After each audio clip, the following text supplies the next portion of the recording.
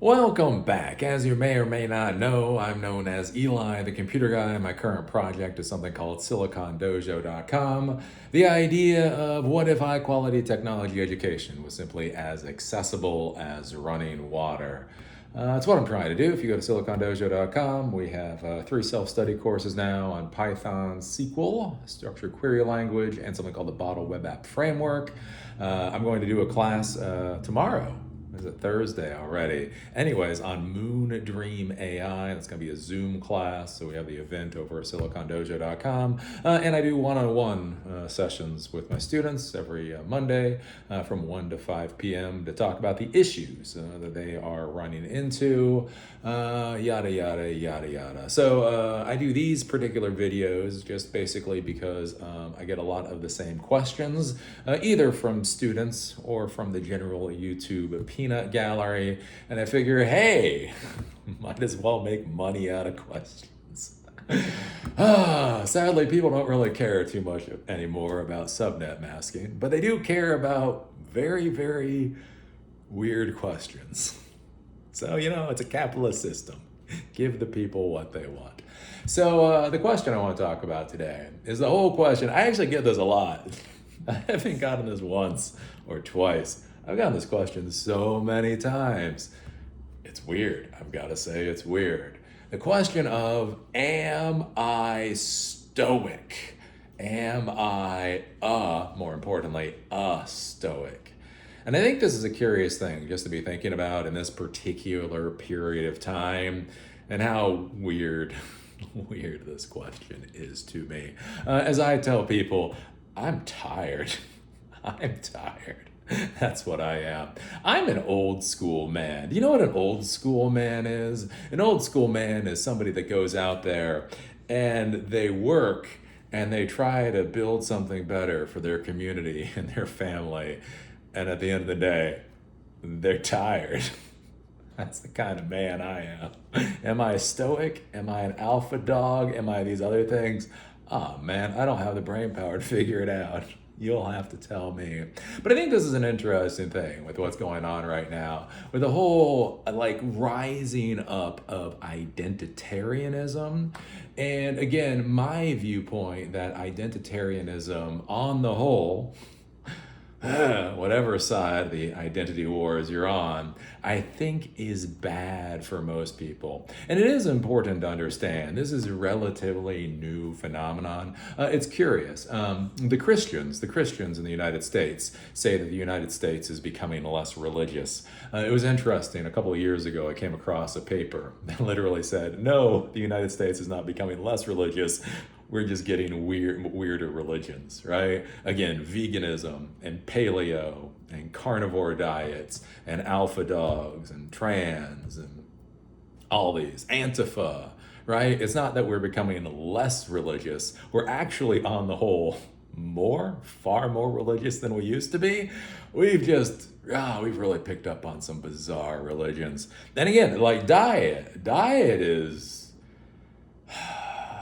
you want to prove it true. It's this whole diet thing. Again, whether it's the vegans are the vegans, right? When you deal with the vegans, again, do understand, my wife is a vegan. So do understand when you're dealing with vegans, there is an ethical concern there. You may not have the ethical concern, but they have the ethical concern. That's why they won't shut up about it, right? If you think a cow is a sentient human being and these things are being slaughtered by the billions in god-awful conditions, fine, you get a little religious about it. Again, it's annoying as shit, but at least I get the point. What I don't understand is the carnivores or the paleos or these other people.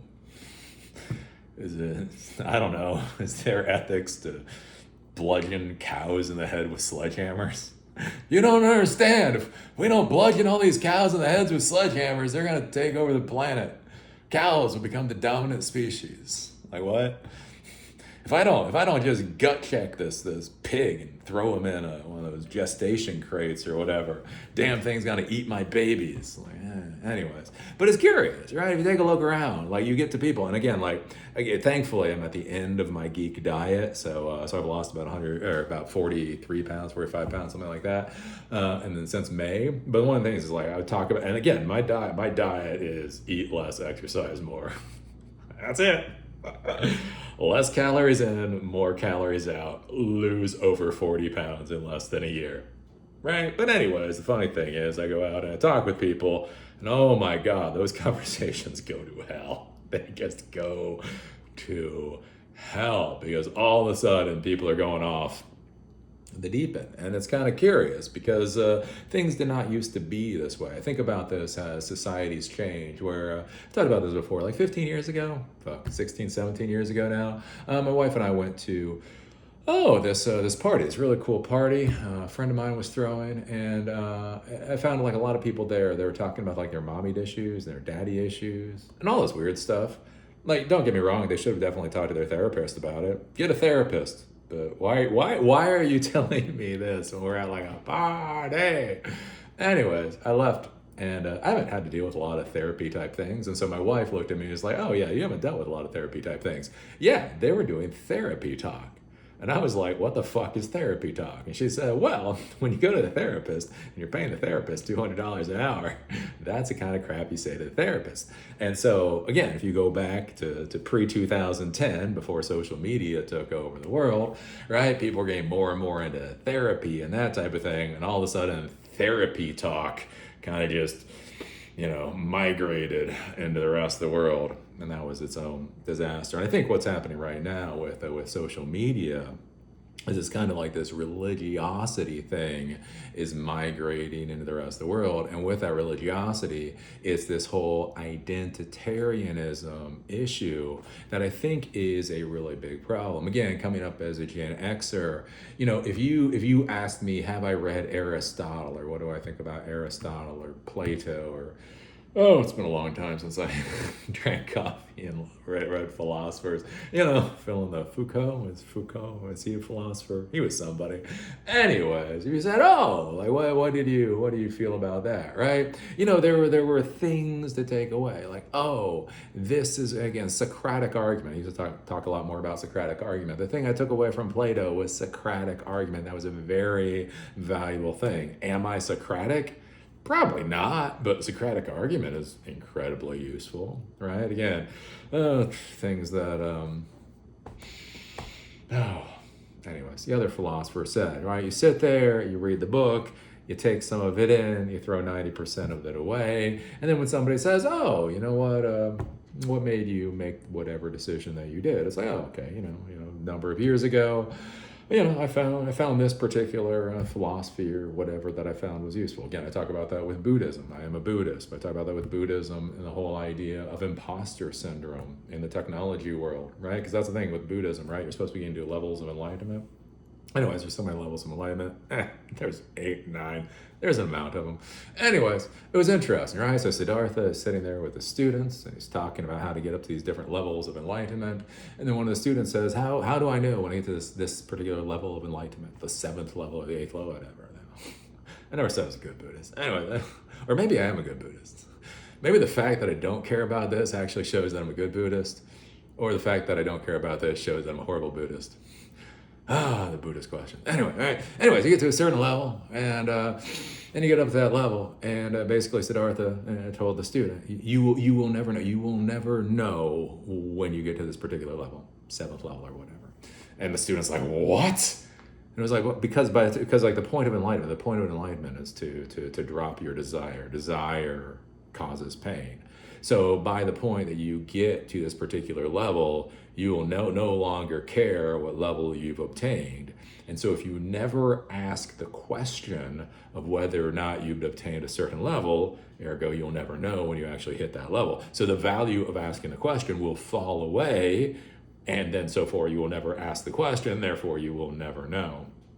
That's one of the things I talk about with a lot of people out there with the whole thing with imposter syndrome. Like, am I a real technology professional? Here's the thing. At some point, you're just going to get tired. At some point, you're just going to get tired. You're just going to do this shit for so many years. And somebody's going to be like, you're not a real technology professional. And then you're going to look at them, and you're like, I don't know. Maybe you're right. Maybe you're wrong. I'm going to go home and have a couple of beers and wake up tomorrow and do what the fuck it is that I'm doing. Maybe I'm a technology professional. Maybe I'm not. I got a job to do. Right? You get to a certain level of technology enlightenment where it no longer matters what the noobs call you. Anyways, right? That's what we used to talk about, like with philosophies and that type of thing. It was different components that you bring in with your lived experience, with what you're currently going through and what your problems are, with your resources, all those types of things. You can have many people sit down and read many different books, and they will pull different values out of those different books. And it used to be very interesting because you could sit down with people and talk with them, and they weren't identitarians back then. They were, well-rounded, well, we'll call them well-rounded, moderately rounded people. And that had a lot of different interesting inputs, and they would give you, whatever their thoughts were. I think one of the big issues that's come up, though, is with social media, with Netflix, with so much of the on-demand, on-tap, garbage entertainment that we have nowadays, that's basically empty. Again, I saw Electric State. It was fine. Kind of pointless. That thing cost $320 million to make. Holy hell. Anyway, but there's nothing to take away. There's nothing to take away from that movie at all. And I think one of the interesting things that's happening is we are in this world of copious amounts of milquetoast information. We are drowning in damn near worthless information. And so people want to have that well-roundedness. They want to have that ability to expound upon what it is they believe, but they're not actually being around anything that gives them a hell of a lot of belief system and that type of deal. And I think that's one of the reasons that people are glomming on to this identitarianism, because it basically gives them a book of the things that they're supposed to think about, the things that they're supposed to say, the ways that they're supposed to interact. I think about this with the guy, John Sonmez. Don't worry, I'm not going to be too snarky if you know this. Guy used to be called Simple Programmer. I miss the days of Simple Programmer. Oh, do you remember Simple Programmer? I do. Anyways, poor boy got addicted to Twitter. He started snorting the shit out of Twitter. Got so bad, he started mainlining X. Anyways, he became Bulldog Mindset. He went from Simple Programmer, being a technology guy, to being a manosphere guy. And anyways, if you followed me for any length of time, you know how I feel about a lot of this. I think it's LARPing. It's LARPing at being a man, right? What is it to be a man? To deal with your crap. Here's the thing. A kid is a net drain on society. They should become a net benefit to society. But when they're kids, they're a net drain on a society, and a man is a net benefit to society. When a kid dies, the society worries about their future. When a man dies, society worries about tonight, right? That's about the long and the short of it, right? But you get this manosphere stuff out there, and they are just LARPing away. And again, one of the funny things is, so I was still trying to get my head around manosphere at one point, and so this guy, John Sonmez, Bulldog Mindset, you can go watch a YouTube channel if you want to. Anyways, he did a breakdown of the manosphere. Oh my God. It's like, what the fuck happened? He had a flow chart.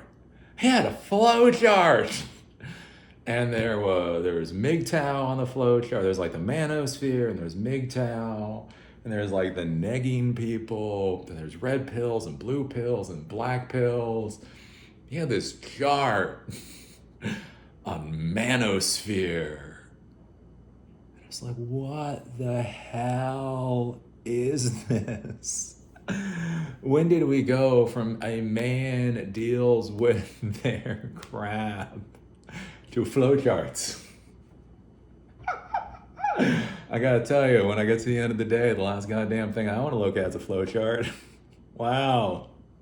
Did I get my bonus HP for today? But I think that's one of the interesting things. Like, if we look at so much of what's going into the male mindset right now, That's where I'd say it's becoming LARPy. It looks more like Dungeons and Dragons than it does anything that I would consider normal manhood. Again, one of the things I talk about, like with the MGTOW folks, if you ever watch MGTOW folks, you'll notice so many times they got an alcohol in one hand, they got some kind of cigarette or cigar in the other, they may have a big truck in the background, and they're all sitting there and they're play acting manhood the way 9-year-olds think manhood looks. That's not how my manhood looks. I got a chihuahua and bedtime tea and teach people how function calls work, right? But what you see is this identitarianism of this structure of how you're supposed to be a man, but you're not going out and being a man by doing. You're not going out and being a man by becoming a father. You're not going out and being a man by creating a business. You're not going out and being a man by becoming a soldier. You're not going out and being a man by doing things. You're going and being a man by coming up with your player sheet. I'm a big alpha dog. And it's a very weird thing. Again, I was watching Andrew Tate. I got wound up Andrew Tate. Oh, I hope that goes away. It's now the algorithm is sending me Andrew Tate videos. So Andrew Tate came to Florida when I was in Florida for whatever reason, and then apparently went back to Romania. So I watched a video on him going back to Romania because I was just curious why he went back to Romania. I thought he had escaped Romania. That's all I cared about. Anyways, my feed is now all full of Andrew Tate. But it's so weird. Like I sit there, and so I clicked on a couple of Andrew Tate videos, and I'm not listening to the blue hairs complain about Andrew Tate, but I sit there and I listen to him and I'm like, what the hell does this have to do with manhood? I was watching this video of his where he's sitting there and talking about how healthy he was. I'm so healthy. He eats like 1 meal a day. He drinks a shit ton of coffee, all this other stuff. He eats like 3 steaks a day. And he's like, yeah, and if any doctor wants to tell me I'm not healthy, I'll take him into the octagon and show him what's what. And you're like, what? So if a doctor says you're risking coronary heart disease because you're eating a lot of steak, bucko, you want to take them into an octagon and beat the shit out of them? What? What the goddamn hell does this have to do with manhood? Doc, I don't like that you told me I have herpes. I'm gonna fucking give you a black eye. What? But I think it's curious, and that's what we're seeing more and more of. Again, it's like with the whole alpha thing. The whole alpha thing is bizarre. There's now boot camps. There's boot camps for these alpha dogs where you can go out and spend $10,000 or $20,000 and men are gonna scream at you for 3 days, which I don't understand.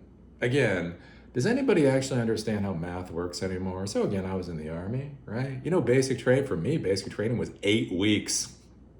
8. I can't do math. My AIT were really fucking long. Oh, I was in training for so goddamn long. Anyways, right? So if you're saying like military training makes you a man, again, I don't know if it makes you a man, but there's a lot of good. Again, the Army, no question, best technical training I ever got in my life. But I was in that I was in training for 9-10 months. You know what it's like to get screamed at by drill sergeants for months on end? So many months. So even if training like that does make you a man or whatever, again, it's questionable. Many people did not make it out of training. We lost a quarter of our people in basic training. I mean, not died, but lost like severe fucking injuries. Anyways. But here's the thing, right? So you pay Jocko Bilks or one of these people, Wilkes or whatever, or Andrew Tate, you pay them a lot of money and they're gonna scream at you for 3 days. So my basic alone was 8 weeks. You're gonna get screamed at for 3 days. Do you notice how there may be an issue with the whole dynamic of how manhood works when you try to put it into a package, right? But anyways, that's one of the things that I see a lot. And again, that's where I see with a lot of the folks, again, whether it's the alpha dogs or whether it's the trans community, right? You know, I want to be seen as this gender. I am X. And what you're seeing more and more with people is they're saying, I demand to be seen by the world as the identity that I am. But again, whether you're an alpha or whether you're trans, it's not really how the shit works. People don't care about you. People do not care about you. They do not see you the way you think they see you. I remember I had a friend of mine years ago, and I was dating her best friend, right? And it was the end of high school, and end of high school was some fun times. Stories I will not tell you. It was the 90s. It was a different time period. Hey, remember when every single day you would walk around with a weapon as a high schooler? I do. Anyways, stories we will not go into. The funny thing was, right, so I was dating this girl's best friend, and this girl was not happy. She was like, oh my God, Eli is fucking wackadoodle. He's all over the board, and he's doing all of this wacky crap. You got to stay away from him. So, okay. Anyways, about 6 months later, 7 months later, exact same woman was looking at me, going, Eli, you gotta relax. You gotta, not be so uptight about things. And I looked at her. Again, it was the same time period of my life. And again, went from the end of high school to the beginning of adulthood. So it was very interesting times. Anyways, and I looked at her, I was like, what? I mean, things are a little bit different now, but like, not really. Like, the only difference is I have a job and I have money, and so I'm doing more interesting things in a lot of ways. What do you mean I need to relax? Like, what has changed? And the curious thing was, she was like, well, she had met a friend of mine. So I had a best friend of mine. We were very, very similar, thankfully.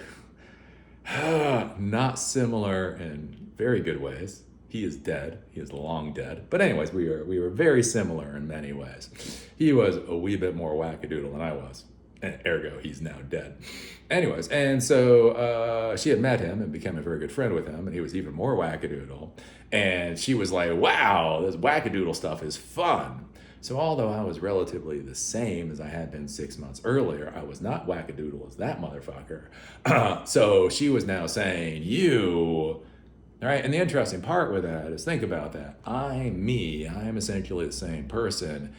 Her view, how she perceives me, has changed based off of her lived experience. Not very much to do with me. And I think that's a big thing to understand, is when you go out there into the world, right, there's this big thing right now of, I want to be seen as... And nobody cares. Again, we live in a social media world where everybody wants to talk and nobody wants to listen.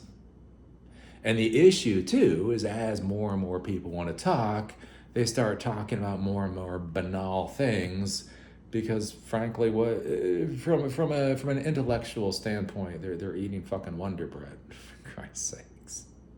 Again, it's amazing how many times I get browbeat by you're just like, oh God, this is painful to even listen to half the time, right? But people want that identity. I was listening to, was it Jimmy? There's this guy, he's over in the UK. He's like a weightlifter or something. Again, I was losing weight, I was getting exercise, I get a fucking weightlifting algorithm. Anyways, there's this guy over there, and he's talking about the problem with young men. But then he was talking about all these young men, like going and working out a lot, becoming beasts. And again, at least on YouTube, you see that. Jesus Christ. You folks may not be able to, pay a mortgage, but you can probably bench press a house. This is the most educated, most in shape generation to ever starve to death. Anyways, but this guy was talking about it, and he was talking about like why all these guys are like in the gym and working out and doing all this kind of stuff. And basically he was saying for a generation, especially for Gen Z, they feel like it's the only thing they have control over. They don't feel like they have control over their careers or being able to get a house or being able to get a spouse or, going into all of that kind of stuff. So the one thing they can do is they can go into the gym and they can pump some iron. And again, it's an interesting thing to be looking at about how our Western societies are shifting into this world where people are feeling less and like they feel like they have less and less power. They feel they're spinning away from any of the societal anchors that we had not that fucking long ago. I mean, I'm not talking about 50 years ago. I'm talking about 15, right? And that people are trying to glom on to anything that they think will be able to give them a foundation. And I think it's curious to look at, again, with this whole idea of what are you? Are you red? Are you MAGA? Are you Antifa? Are you carnivore diet or whatever else? And one of the questions to ask yourself, is this getting you to where you want to go? Again, here's a big thing. I never argue with I rarely argue with successful people, right? If you're making the money, if you're swimming in the bitches, or whatever the fuck Andrew Tate does, how you swim in bitches, I don't know. Sounds kind of painful. Imagine just like a pool full of bitches. I don't know, but apparently that's what the dogs like. Pools of bitches. Right? If you're successful, if you're going well, fine. One of the things that I think to ask, again, my students and such, is this actually leading you down the path of happiness? To be a Stoic or to be whatever else. What does that really mean at the end of the day? What does that actually give you? Again, that's where I talk about Silicon Dojo and being a tech professional, is a whole idea of fulfillment, right? My entire career, I've basically understood the value proposition of my work. Again, when I was in the Army, you're supporting soldiers, you get the fucking point, right? When I was 24 years old, flying around the country, again, when people are like, thank God the computer geek is here, those are words you don't normally hear, right? You know why you have value. When I went off and became a consultant and built that up, right? I knew what the value proposition is. But that's from going out and actually doing work, right? Intrinsically making other people's lives better. Nobody cares that I'm a Buddhist. Being a Buddhist doesn't fucking matter, right? Being an Aspie doesn't fucking matter. Being a white guy, it actually matters a little bit. Let's be honest, it matters a little bit, right? But it's the work that is valuable, the work that is fulfilling. I get no fulfillment at all from being a Buddhist. I get no fulfillment at all by being an Aspie. I get no fulfillment at all, maybe a little bit of fulfillment, from being a white guy. I get fulfillment from the value my work brings to other people. Again, when I was doing the one-on-one meetings here, so when I had my classroom here in Asheville, before that kind of went sideways, right? I had people fly in. I literally had somebody basically fly in to shake my hand. What? Why? Literally, I asked why, and he said, well, how many times do you get an opportunity like this? I was like, I don't even understand this conversation. If Geerling was up in Mars Hill, which is about 20 minutes away, I don't think I'd drive 20 minutes to shake Geerling's hand. And Geerling is actually a good technology professional. Why the hell are you flying like 2.5 hours to basically shake my hand? Why the fuck am I Disney World, the geek world, right? But the reason it is because I actually put out value.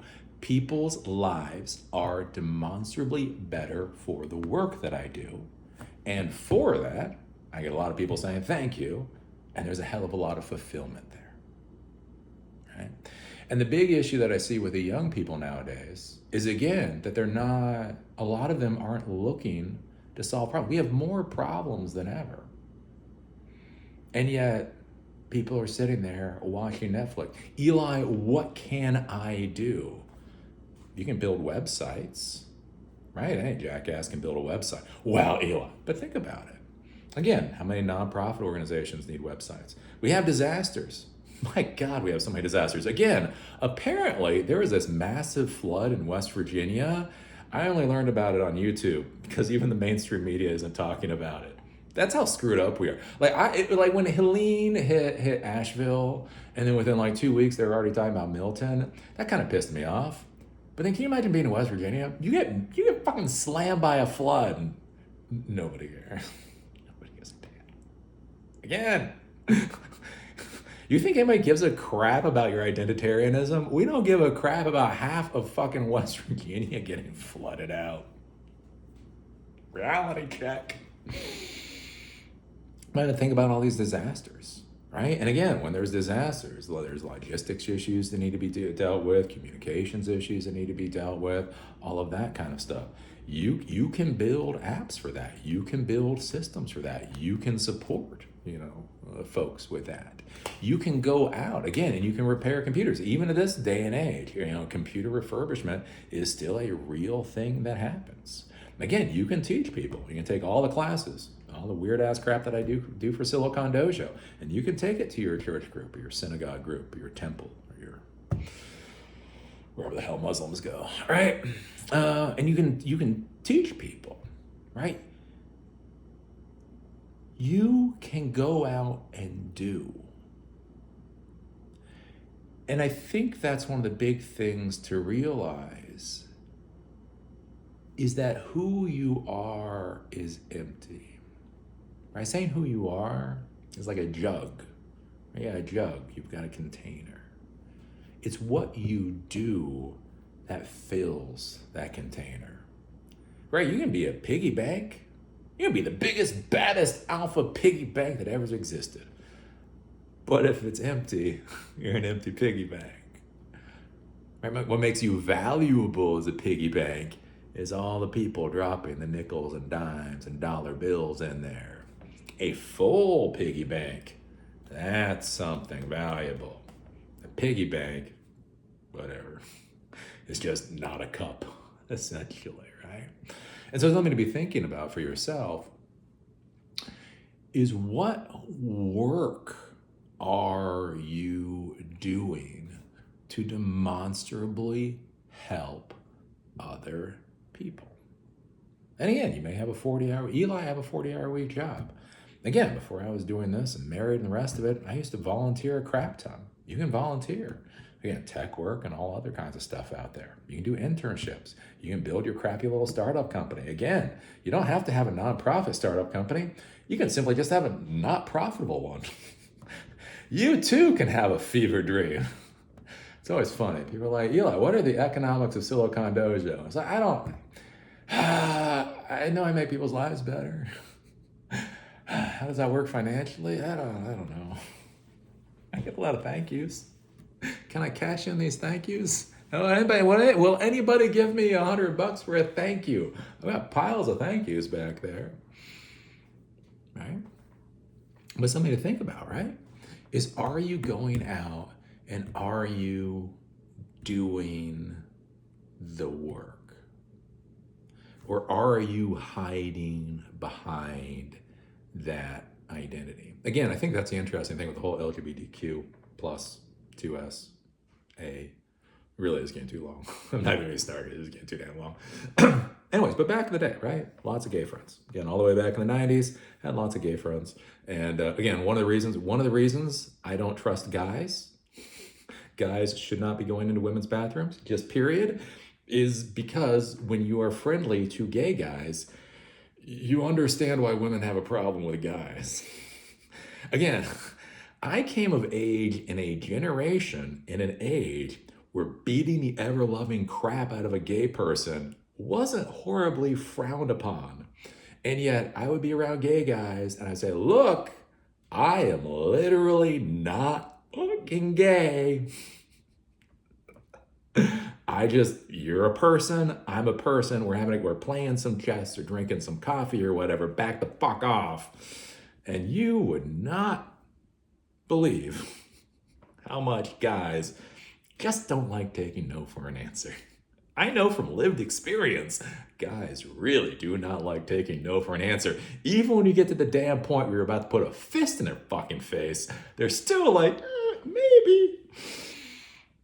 Anyways, but the interesting thing is, those particular situations, is the whole point of the LGBT community, as it seemed to be not that long ago, 15 years ago, was it doesn't matter. What does it matter if your doctor marries somebody of the same sex? What does it matter if you're the person that's fixing your car is a guy who likes penises? What's that going to do to your manual transmission? It's not like, oh man, I took my car to the gay mechanic and then my manual transmission went soft. It's not how transmissions work. And that was the big point. That was the big argument for my young adulthood, that is not how the world fucking works. It doesn't matter whether they're a doctor, whether they're a car mechanic, whether they're a secretary, whether they're a CEO, the rest of these things. The identity is irrelevant. That kind of identity is irrelevant. It's the doctor, it's the person doing surgery. It's the person fixing the transmission. It's the child care. It's the actions that are being taken are the valuable things. And literally, how it was 15 years ago is your insane focus and identity is blinding you to the fact that people are just people. I miss 15 years ago. I gotta say, if I can go back, I don't want to go back 50 years, 500 years. Can you just go back 15? That would be lovely. All right, but now people are glomming on the identity for whatever they are, whether it's the diets or it's the exercise regime, all of this stuff.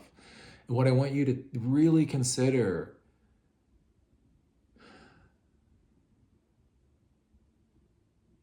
is that fulfilling to you? Right, if you're a beast, right, you go to the gym every day, you just work out, you're just ripped. What does it matter being a beast if you're not helping anybody? Right, the point of being strong, again, back in days gone by, stories that will not be told here, there is a point to be strong. There's a point to be strong. Like, oh shit. Well, here's the line. I'm not going to back down, so we're going to find out how this is going to go, right? You were strong in order to do something. You were strong to fix the house. You were strong to fix your car back in the day. You were strong to do what men need to do, whatever that horse crap is. You were strong to be able to go out and support the community. Now you're strong so you can put something up on Instagram.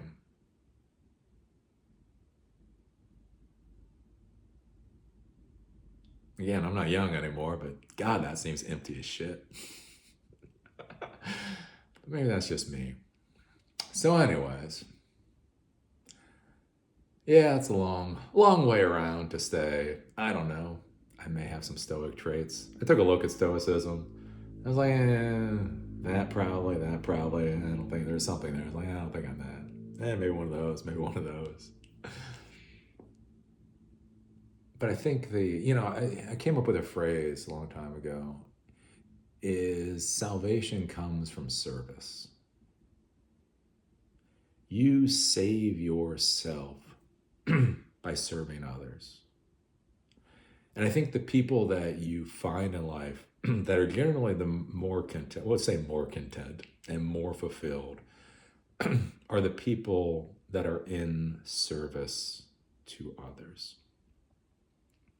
Right? Because the thing is, like, my wife has this, or Eckhart Tolle has this phrase, or this whatever quote.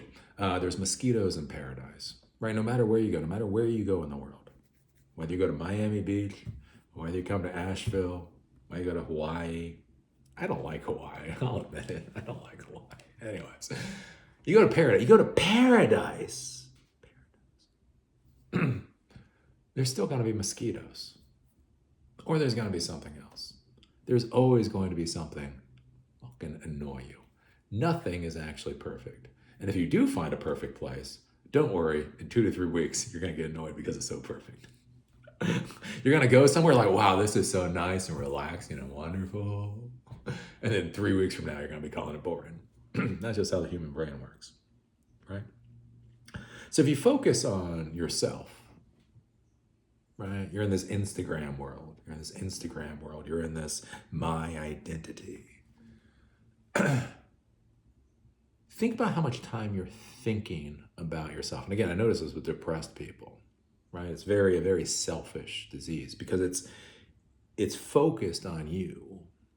But the thing is, you've always got problems, right? I got weird eczema. I got something going on with my toe. I don't know. There's a wart. I don't know. My big toe. There's like a fucking thing that what the fuck is that?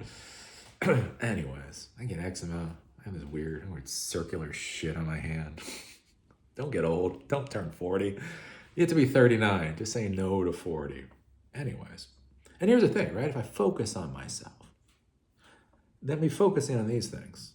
And again, these are my things, but you're going to have your own things, right? And it's very easy to go down that rabbit hole of hell on focusing on your problems. And there will always be more problems. The more you focus on yourself, the more you're going to figure out that you're just a miserable little shit on a ball of mud spinning through the universe that has absolutely no fucking point. And at some point, you're going to walk across a road and you're going to get hit by a bus and none of it's going to fucking matter. Right? Anyways, reality is reality. But that's the thing. You focus on yourself. I am. What I'd argue is when you focus on serving others, when you focus on supporting others, your brain simply only has so many cycles, right? You got 24 hours in a day. You're going to be awake 16 of those. You're going to be fully awake maybe 10 of those, right? You only have so many cycles. You only have so much brain power. So you go out there and you start helping people and you start supporting people and you start listening to the issues that they have that you can try to solve. And then all of a sudden, you're not focused on your miserable little fucking goddamn wart thing that's on your big toe. Is it a wart? I don't know what the fuck it is. Anyways, right? Instead of focusing on that, then you're helping other people. You're helping somebody else do something, move ahead, get a job. And then when you do that and you help other people, then they're appreciative. And they tell you how appreciative they are. Sometimes they tell you how appreciative they are with giving you money. Again, when I talk about service to others, I'm not saying don't take the paycheck. You can get paid well as you make the world a better place. Do not get me wrong on that one, right? And think about that. If you go out and you're helping people, you're not worried about you. You're helping people.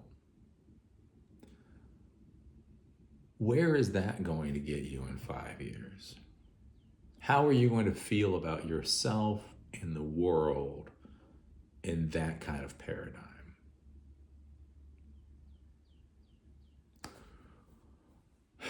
What would be my thought? But what do I know? I'm just a not boomer. I'm just a over the hell cranky not boomer that may or may not be a stoic. Anyways, some things to think about. Again, that's where, like, with me, when it's weird, again, being in this, whatever it is I am, whatever it is I am, whatever. Been listening to Eminem lately.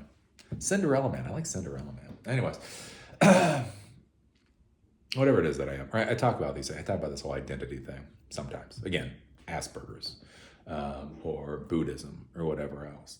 But the important thing to understand with that is I'm not expecting the world to give a damn.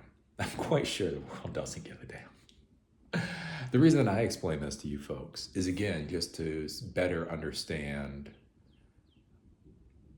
again, how decisions get made, that type of thing. These aspects of what you consider an identity at this point. And that's why I talk about it. But again, the world doesn't care. The world doesn't care that I'm an Aspie. The world doesn't care that I'm a Buddhist. The world doesn't care about Stoicism, or, again, being a dog, or being a boy or a girl or whatever. People are focused on their own things. And the more, that's where I look at, like when we talk about, again, it's interesting with, I don't know, the young male depression. And again, like I look at the alpha community and I look at the trans community, and they seem so fucking depressed. They seem like horrible fucking wretches. Again, I don't, whatever. You want to do a shit ton of push-ups? You want to spend a lot of money and get screamed at for 3 days for some reason? Oh, whatever. It's capitalism. It's not my cup of tea. Whatever. All right, you want to wear a pink skirt and have a beard? Again, I don't really care. Again, consent. Consent is the long and short of what I care about. But anyways, but what it seems like is the more that people go down this route, the more anger and frustration and hate and anxiety. And it's not even that I see right? It's not. It's almost, it's that internalized thing. Because I demand that my identity is recognized in a world that doesn't give two shits.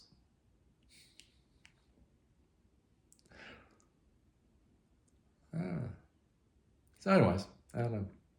That is my thought. That is my thought. Am I a Stoic? I'm tired. I'm tired. I do the work I think that needs to be done. And I've got a meetup tonight. I actually have a meetup. Meet the Geeks. It's one of the meetups here in Asheville. I got to come to all the tech meetups I can before we bounce to Miami. Miami, yammy. I think we're going to go to Miami. Oh, it's full on. Miami is full on. It's nice being in Asheville. Asheville's quiet. It's like, wow, birds. I like birds. It is so quiet here. But it's also pretty damn quiet here. It's just so cool, like being in Miami and like going to the different meetups, and like they'd have like pitch presentations and that. And like everybody was actually doing, they were actually doing pretty cool things.